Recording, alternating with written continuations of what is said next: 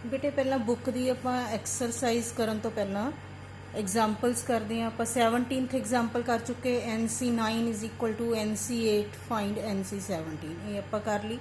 Now next 18th example है a committee of 3 person is to be constituted from a group of 2 men and 3 women। 2 आदमी है तो 3 औरतें हैं, मतलब अपने को 5 person है, असी 3 persons की कमेटी बनानी है।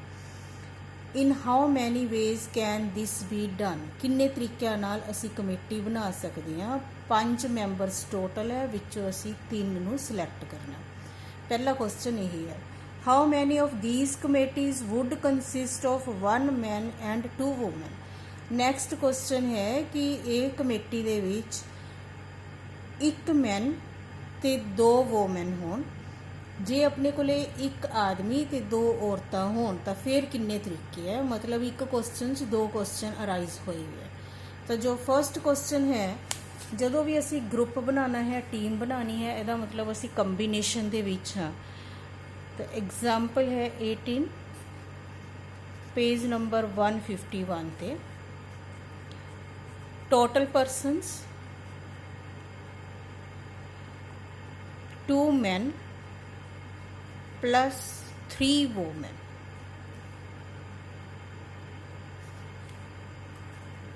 टू men plus 3 women किन्ने हो गए 5। वी हैव टू सिलैक्ट, किन्ने सिलैक्ट करने असी 3 person। फिलहाल उन्हें कोई कंडीशन नहीं दी, उन्हें सिर्फ ये कहा 5 विचों 3 नूं चूज करो। दैन कंबीनेशन की बन गया 5C3। इनू सॉल्व कर लो 5 factorial 3 factorial 5 minus 2 factorial. It implies 5 into 4 3 factorial ते जाके रुक जाने 3 फैक्टोरियल। इत्थे किन्ने हो गए 5 माइनस 3 5 माइनस 3 2 फैक्टोरियल 2 फैक्टोरियल नू ओपन कर लो 2 इंटू 1 2 ना कैंसल तो टोटल किन्ने है 10 वेज। नाउ सैकेंड क्वेश्चन जो अराइज हुंदा है we want 1 man and 2 women in committee. So फिर कंबीनेशन की बनया है तो 3 person ही, मैन किन्ने सी 2, 2 विचों असी 1 नूं चूज करना ते वोमेन किन्नी असी 3, 3 विचों असी 2 नूं चूज करना। जिन्नी देर जो अपनी डिमांड है 3 persons दी सी वो पूरी नहीं हुंदी उन्नी देर असी क्रॉस ही पाना है। जदों वो पूरी होगी फिर असी एडिशन विच जावांगे।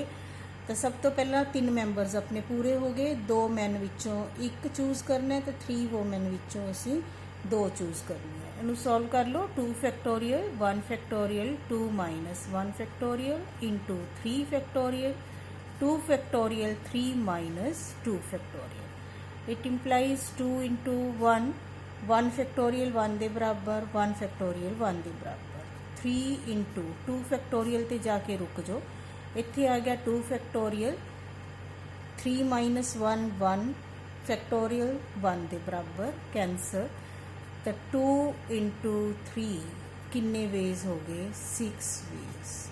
ये टोटल सी 10 वेज पर जो अपनी डिमांड पूरी होगी वो किन्ने वेज हैं 6 वेज। इसी तरह ही नैक्सट क्वेश्चन है अपने को What is the number of ways of choosing 4 cards from a pack of 52 playing cards? Question mark लग गया। इट मीनस कि पहला क्वेश्चन अपना इत्थों तक कंप्लीट हुंदा है। इत्थों तक असीं तो सोल्यूशन देना है कि 52 पत्तियां चों 4 पत्ते असीं चूज करने हैं तो उन्होंने किन्ने तरीक़े नाल किया जा सकता। Second next example 19th example page number 152। हाँ जी टोटल कार्ड्स 52 चूज किन्ने करनी है taken at a time 4 cards तो वेज किन्ने हो गए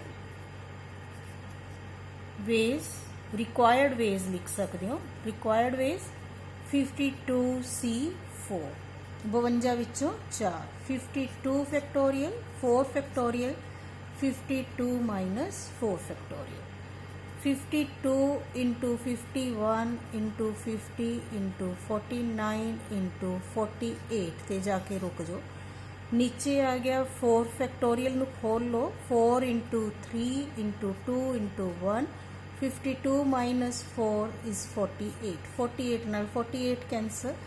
इनू असी कट कर लेने आ 2 दे नाल इत्थों 50 नू कट कर लो 25 3 दे नाल 51 नू कर लो 17 4 दे नाल इनू कर लो 30। तो इनू सॉल्व करो 13 इंटू 17 इंटू 25 इंटू 49 कितना आ गया। इनू सॉल्व करके बेटे ये आ जाऊगा 270725 मल्टीप्लाई थोड़ी वड्डी हो जाएगी as it is. Now in how many ways हुण कंडीशनस दे दियाँ 4 cards are of same suit. Suit की हुंदा है अपने कोले club spade diamond heart 4 suit हुंदे हैं। वी हैव 4 सूट्स केड़े केड़े दोबारा दस दिनी है मैं क्लब चिड़ी स्पेड हुकम हार्ट पान diamond 8।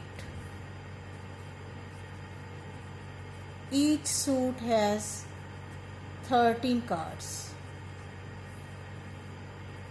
We want to choose असी की करना है 4 कार्ड्स लेने हैं ऑफ सेम सूट। देखो 4 कार्ड्स असी चूज करने हैं ਜਾਂ ਤਾਂ ਉਹ 4 ਕਲੱਬ ਦੇ ਹੋਣ ਜਾਂ ਸਪੇਡ ਦੇ ਹੋਣ ਜਾਂ ਹਾਰਟ ਦੇ ਹੋਣ ਜਾਂ ਡਾਇਮੰਡ ਦੇ ਹੋਣ ਮਤਲਬ 13 ਪੱਤਿਆਂ ਚੋਂ 4 ਪੱਤੇ। ਤਾਂ ਰਿਕੁਆਇਰਡ ਵੇਜ਼ ਕੀ ਹੋ ਸਕਦਾ ਹੈ ਬੇਟਾ ਹੋ ਸਕਦਾ ਕਲੱਬ 13 ਵਿੱਚੋਂ ਅਸੀਂ ਇਹ ਚੂਜ਼ ਕਰ ਲਈਏ ਜਦੋਂ ਇਹ ਕਲੱਬ ਦੇ ਹੋਣ ਜਾਂ ਸਪੇਡ ਦੇ 13C4 ਦੇਖੋ 4 ਕਾਰਡਸ ਅਸੀਂ ਕਰਨੇ ਸੀ 4 ਇੱਥੇ ਪੂਰੇ ਹੋ ਗਏ। ਹੁਣ ਮਲਟੀਪਲਾਈ ਨਹੀਂ ਪਾਣਾ ਹੁਣ ਕੀ ਪਾਣਾ ਐਡੀਸ਼ਨ।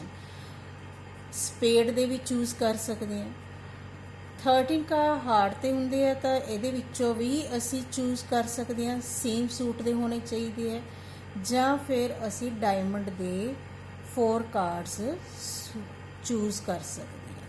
तो 4 कार्ड्स ही रिक्वायर्ड सी 4 पूरे हो गए इस तो बाद असी मल्टीप्लाई नहीं पाना इनू ध्यान च रखना है। तो इन्ना बार बार सॉल्व करने की बजाय इनू इस तरह भी लिखा जा सकता है क्योंकि 4 बारी हो गया तो 4 इंटू दिस इनू सॉल्व कर लो 4 into 13 factorial 4 factorial 13 minus 4 factorial 4 13 12 11 10 9 ते जाके रुक जाने इस 4 फैक्टोरियल नू ओपन कर लेने तो इधरों 13 माइनस 4 कितना हो गया 9 9 factorial 9 factorial cancel 12 2 into 5 13 4s are 52 into 11 5s are 55 इनू सॉल्व करके बेटे कितना आ जाएगा 2860। सैकेंड पार्ट ਉਹਦਾ ਕੀ है 4 cards belong to 4 different suits. Card 4 ही चूज करने हैं पर चारों अलग अलग होने चाहिए हैं। जे एक कार्ड क्लब का है एक स्पेड का होगा एक हार्ट का तो एक डायमंड का होगा। सैकेंड विच 4 कार्ड्स हैं 4 cards are of different suit. तो 4 कार्ड्स किवें हो गए 13C1 हले एक ही चूज किया है फिर मल्टीप्लाई 13C1 पहला क्लब का होया फिर स्पेड का हो गया फिर अपने कोले हार्ट का आप मान लैने दैन आप डायमंड का 1 2 3 4 हुण 4 असी पूरे कर लिए अलग अलग। तो बच्चे इनू इस तरह भी लिख सकते हैं मल्टीप्लाई है 13C1 whole raise to power 4। ये बहुत अंडरस्टैंड करने वाली चीज़ है कि जिन्नी अपनी डिमांड है जो पूरी हो जाती है उस तो अगे चलना है तो असी प्लस पाना है जिन्नी देर वो पूरी नहीं होंगी उन्नी देर असी मल्टीप्लाई ही पाना। ਚਾਹੋ ਇਹਨੂੰ ਇਕੱਲੇ ਇਕੱਲੇ ਨੂੰ ਸੋਲਵ ਕਰ ਲਓ, ਨਹੀਂ ਤਾਂ ਫਿਰ ਇੱਕ ਵਾਰੀ ਸੋਲਵ ਕਰਕੇ ਪਾਵਰ ਕਿੰਨੀ ਆ ਗਈ 4। 13 ਫੈਕਟੋਰੀਅਲ ਅਪੋਨ 1 ਫੈਕਟੋਰੀਅਲ, 13 ਮਾਈਨਸ 1 ਕਿੰਨਾ ਆ ਜਾਊਗਾ 12 ਫੈਕਟੋਰੀਅਲ ਰੇਜ਼ ਟੂ ਪਾਵਰ 4। तो बेटे ये आ गया 13 इंटू 12 ते जाके रुक जाने 1 फैक्टोरियल 1 के बराबर raise to power 4 cancel 13 raise to power 4 ये आंसर आ गया। इनू अगे सॉल्व करने की जरूरत नहीं है, बहुत लंबी कैलकुलेशन हो जूगी, इस तरह भी आंसर लिख सकते हैं। 2 are of red cards and 2 are of black cards. Red cards किन्ने हुंदे आ 26 ते ब्लैक कार्ड्स किन्ने हुंदे आ 26। रैड भी 2 होने चाहिए ते ब्लैक भी 2 होने चाहिए। Now 2 cards are of red colour and 2 cards are of black colour. देखो 4 पूरे हो गए, 2 ये 2 ये। रेड कार्ड्स होंगे हैं रिक्वायर्ड वेज, इत्थे भी लिख लो रिक्वायर्ड वेज 26C2 पर हले 4 नहीं ना पूरे होए, की करांगे क्रॉस 26C2। इनू ऐ भी लिख सकते हैं 26C2 रेज टू पावर 2। इनू अगे सॉल्व कर लो, सॉल्व करके थोड़े कोले आंसर आ जाऊगा। सॉल्व कर लो 26 फैक्टोरियल अपॉन 2 फैक्टोरियल 26 माइनस 2